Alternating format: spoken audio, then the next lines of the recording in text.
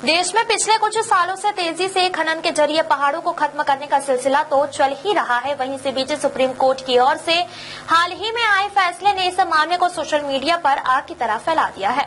दरअसल 20 नवंबर 2025 को supreme court ने एक महत्वपूर्ण फैसला सुनाया। खनन गतिविधियों को पर आए इस फैसले में 100 मीटर तक ऊंचाई वाले पहाड़ों पर खनन की अनुमति दे दी गई है और ये फैसला राजस्थान और अरावली पर्वत के लिए सबसे महत्वपूर्ण है।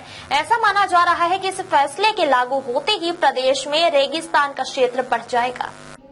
अरावली पर्वतमाला को लेकर सुप्रीम कोर्ट में बड़ा निर्णय लिया गया है। अरावली को राजस्थान की लाइफ लाइन कहा जाता है, लेकिन यहाँ लाइफ लाइन अब खतरे में है। पर्यावरण मंत्रालय की रिपोर्ट के बाद राजस्थान के लिए यह चिंता का विषय है। सुप्रीम कोर्ट ने नीलगिरी पर्वत को लेकर दिए अपने निर्णय में माना है कि अरावली पर्वत का क्षेत्र अब सिकुड़ता जा रहा है। अरावली का लगभग 90% हिस्सा 100 मीटर से भी कम की ऊंचाई का रह गया है।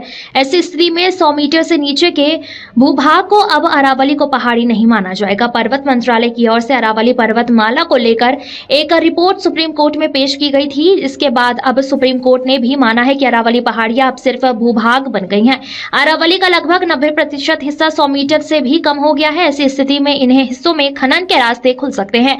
अब सवाल उठता है कि यदि इन क्षेत्रों में खनन शुरू होगा तो प्रदेश के रेगिस्तान के क्षेत्र में बढ़ने के खतरे बढ़ता जाएगा। और क्योंकि प्रदेश में अरावली पर्वतमाला मरुस्थल के विस्तार को रोकती है, अरावली पर्वतमाला के ऊंचाई घटने से प्रदेश में मानसून सिस्टम भी प्रभावित होगा।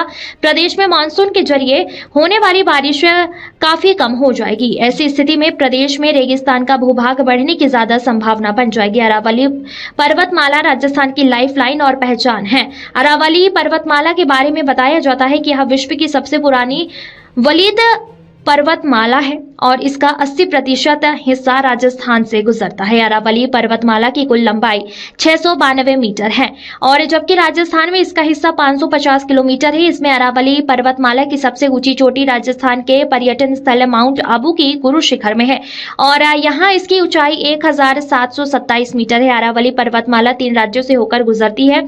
इसकी शुरुआत दिल्ली NCR होते हुए राजस्थान और गुजरात के पालनपुर तक फैली हुई है।